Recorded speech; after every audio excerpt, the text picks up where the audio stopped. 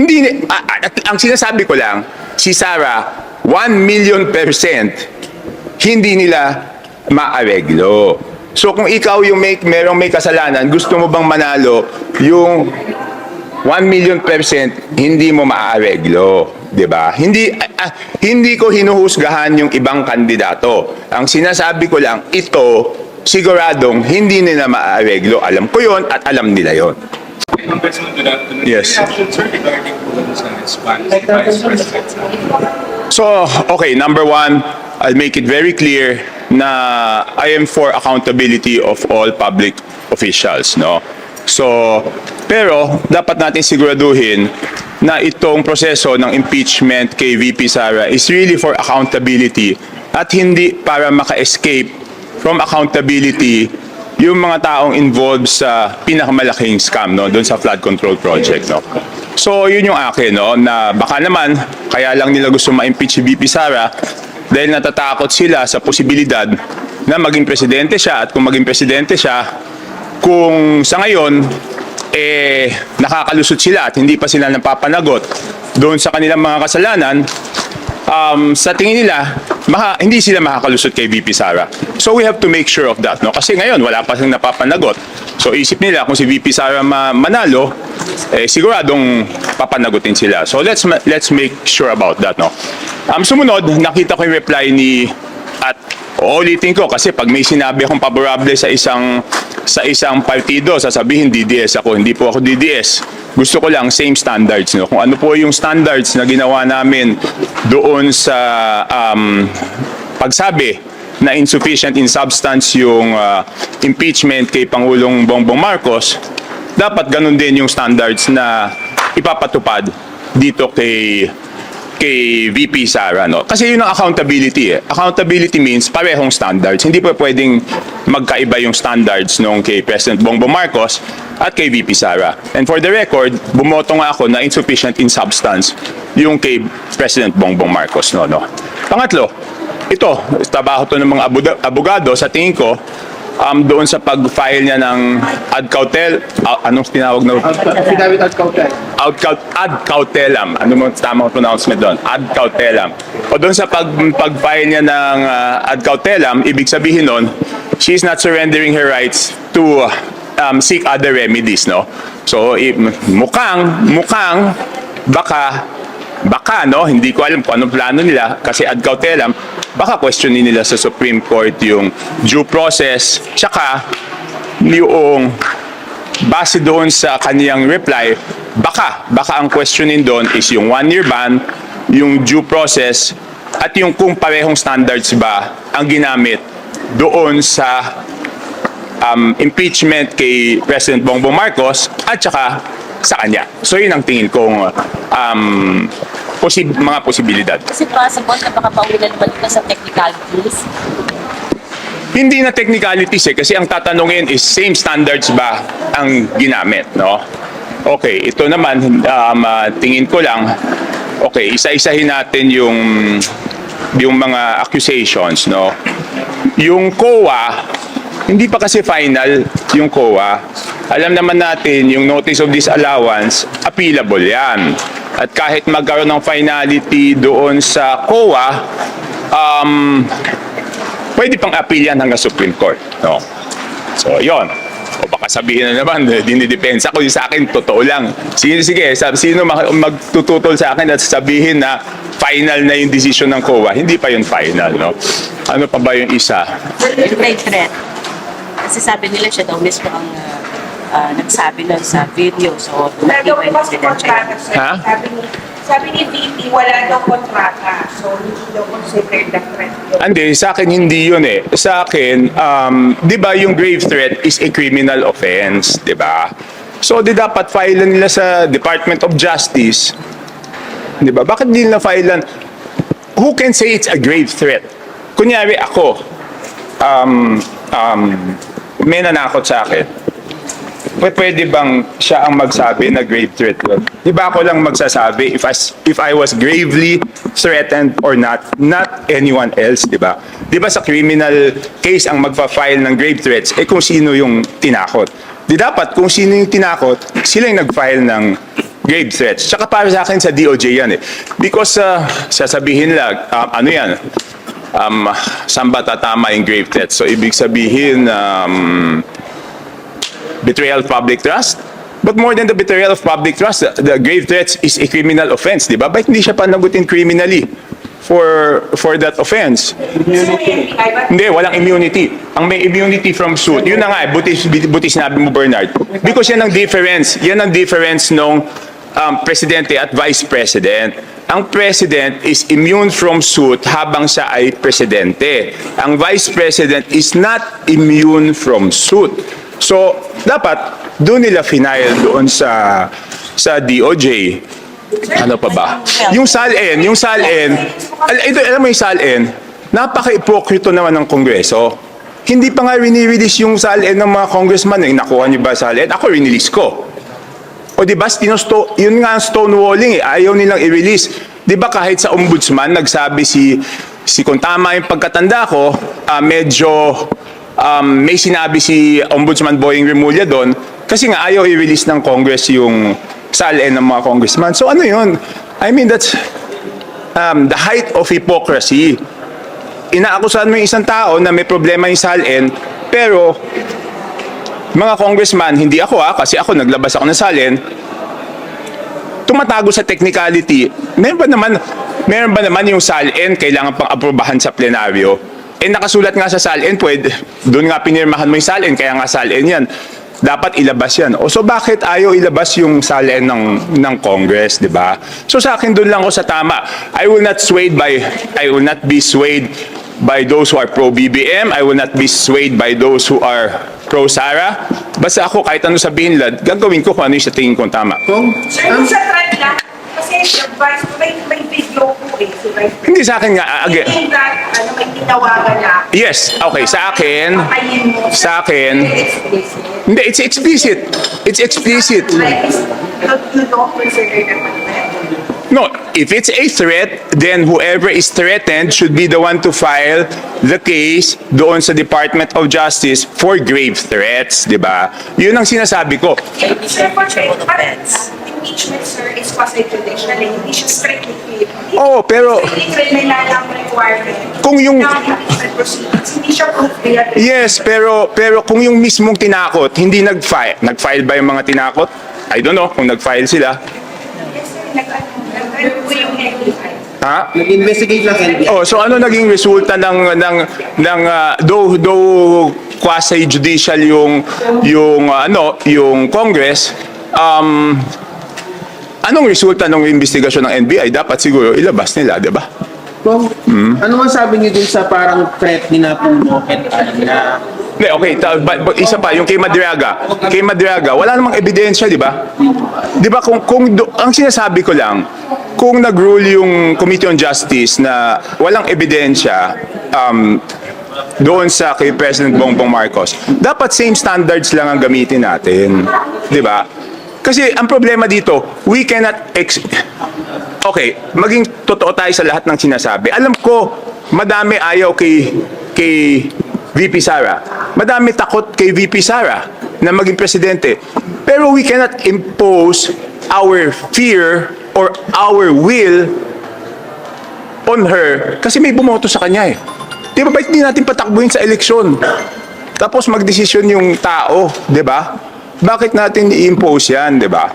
kung do you think po ba itong impeachment case na to are all motivated kasi nga 32 million ang bumoto kay VP Sara and parang they're scared of that mandate na baka dumagdag pa or ma-retain yung mandate niya as president. No, for me, it's not that eh. I sincerely believe that doon sa mga nag-file, I sincerely believe and respect na may mga nag-file doon out of principio, no? Naniniwala sila it's an impeachable offense. I respect that. Rinerespeto ko yung grupo ng Makabayan, rinerespeto ko yung grupo nila Kiko D na yun sa kanila prinsipyo, di ba? Naniniwala ako prinsipyo nila yun. Pero yung mga kasamahan ko sa Congress, aminin natin na yung iba dyan, takot sila na maupo si Sara kasi mananagot sila. Ngayon hindi pa sila nananagot eh. Di ba? Aminin natin yan.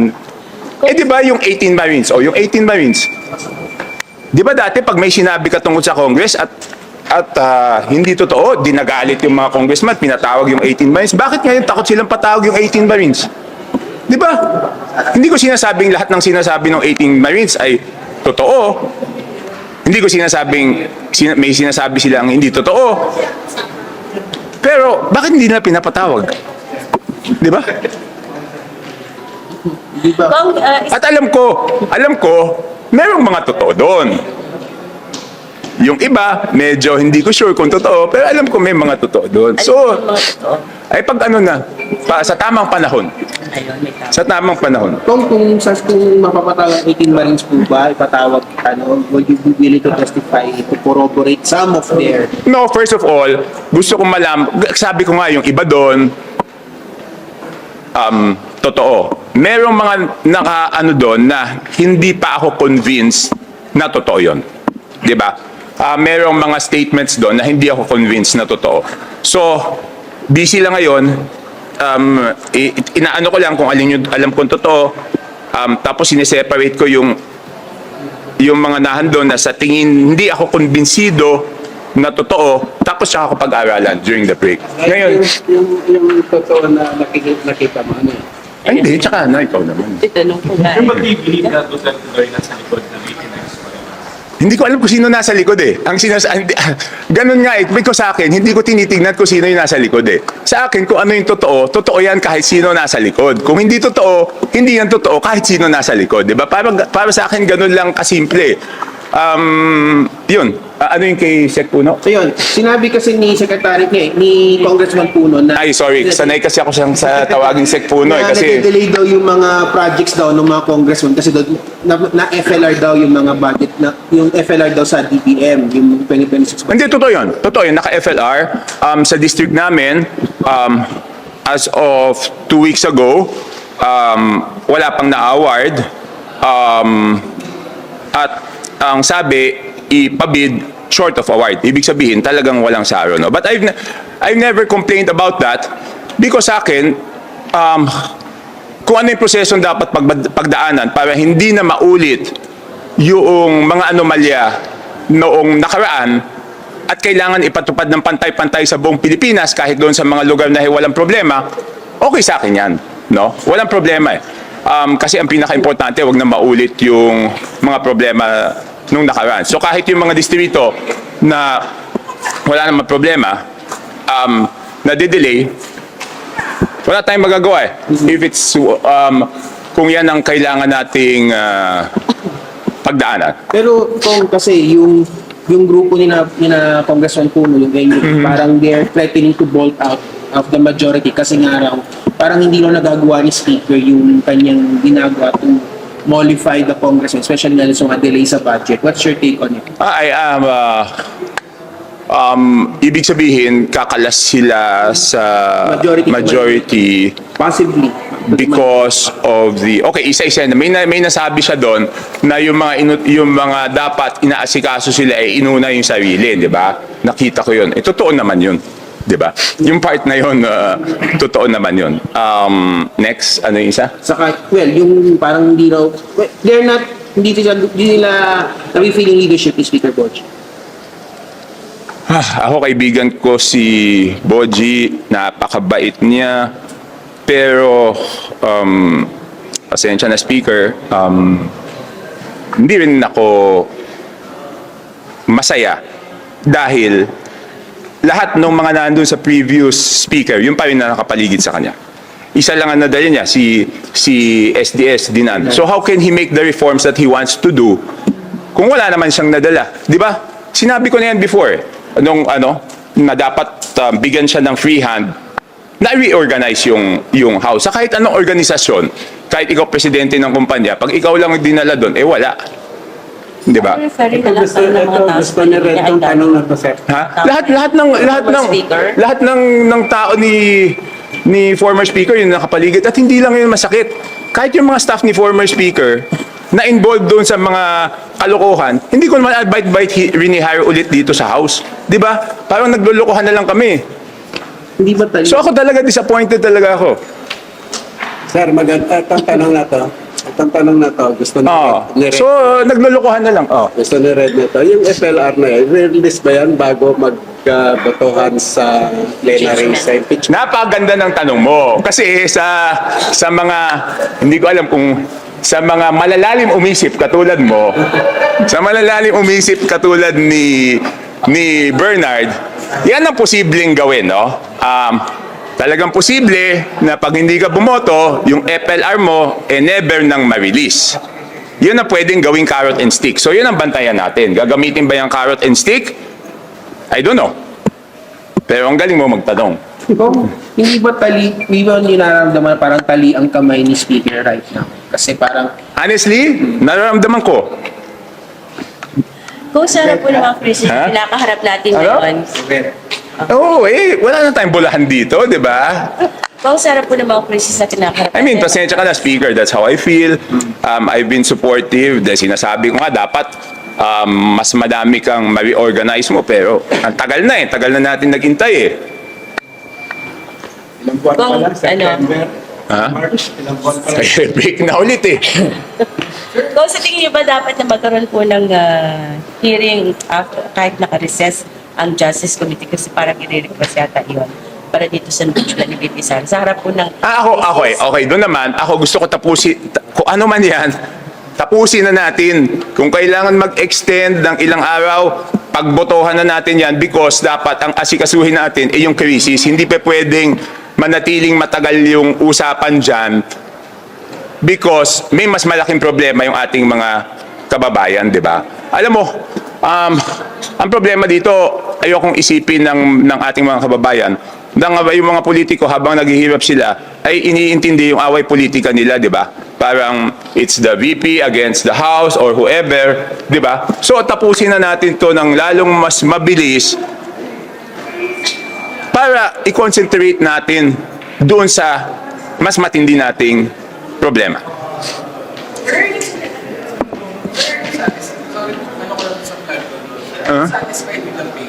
No, not satisfied. I am disappointed, frustrated, disgusted.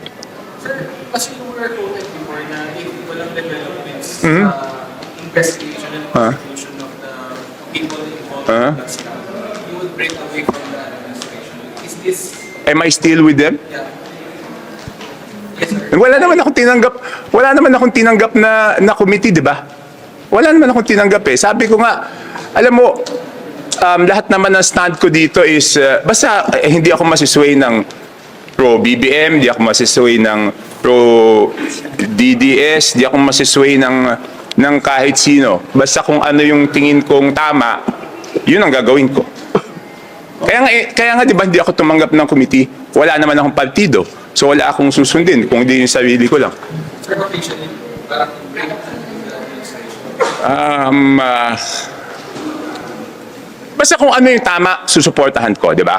I mean, hindi natutungkol sa politika It's about what I have to do na para maging maayos, hindi lang yung crisis, kung hindi lahat ng bagay, no?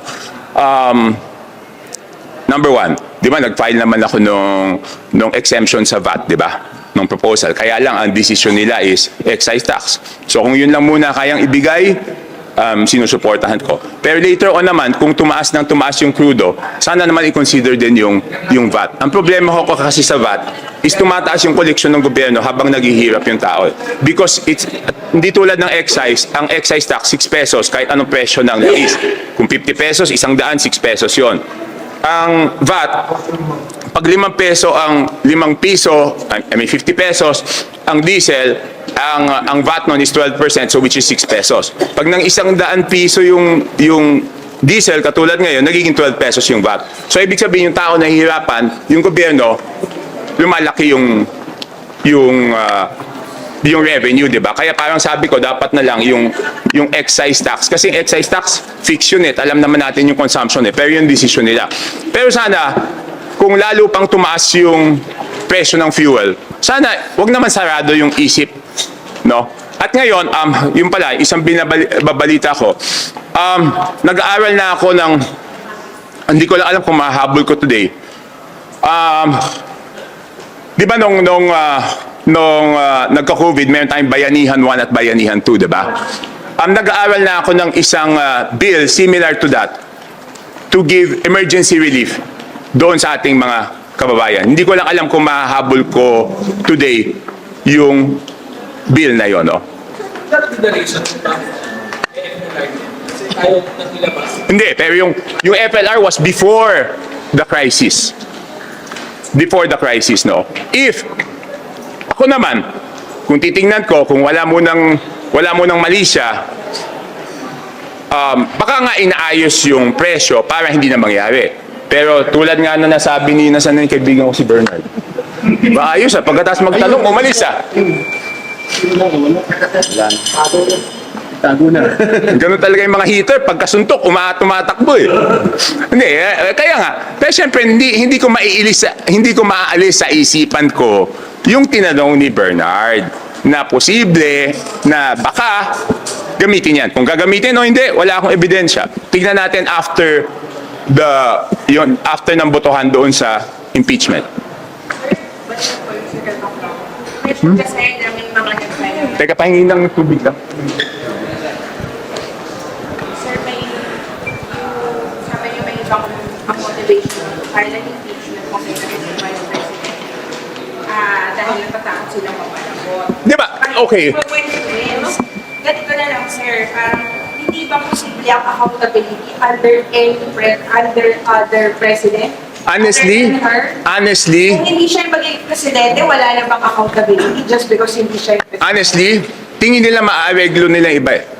Pero si Sarah, sa tingin nila, hindi nila maaareglo yun. Kahit, maging totoo tayo, paano ba kayo mag-isip?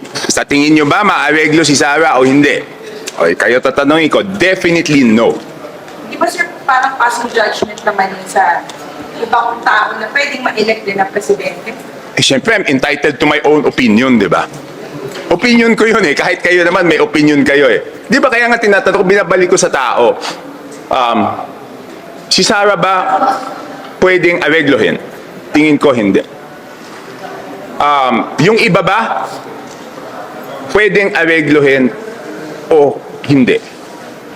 O kahit hindi areglohin, pwede bang pakiusapan para mas magandang term? Pwede bang pakiusapan? Kunyari, sir, Hindi kasi ang question, bakit ngayon wala pang nananagot? Di ba? Bakit ngayon wala pang nananagot?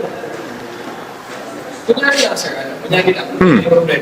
Or, for example, Erwin Tulfo, naging mga medyo na matulungan.